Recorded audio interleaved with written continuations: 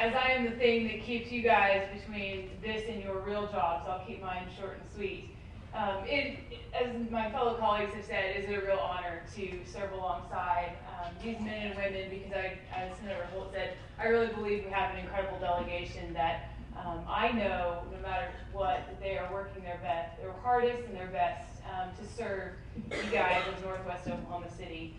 But also for you guys, I think it's quite an honor to represent you all. I look out and see people that I have grown up with and people that my parents have known for years as being involved in the community. And so it's an honor to represent you guys in the legislature. A couple of things I wanted to mention that amazingly enough nobody else mentioned. I knew that when I was at the end I was probably going to get the thing that was last. One of the things that I was most excited about that we worked on really hard towards the end was a modification of the gross production tax. The gross production exemption was set to expire in 2015, and basically that's an exemption for oil and natural gas.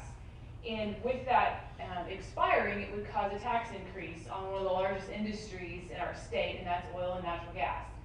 So there was a coalition of folks in the House and in the Senate that worked really hard in the final hours and days of session in the end of May to make sure that we didn't see a tax increase on one of the largest industries in our state, to provide some certainty for the Devons, the Chesapeake, Sandridge, and even you guys as small towns and small businesses that are impacted by their success.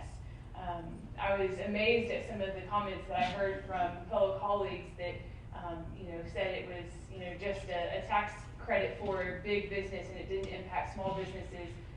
But I can tell you that the small businesses that I work with as a small business owner are impacted by the success of the Sandridge, the Continental, the Devon, the Chesapeake, because we live in a dynamic economy and that's all going to flow in one direction or the other. And so I was proud that we were able to make some reform and continue that so that we didn't see a large tax increase in that area. The other thing I was working on with the Department of Commerce is a quality workforce plan. We didn't take it anywhere this year, but I hope that next year we'll be able to come back. What we realized in the state of Oklahoma is that we don't have a jobs issue or a jobs problem, but we have a workforce problem.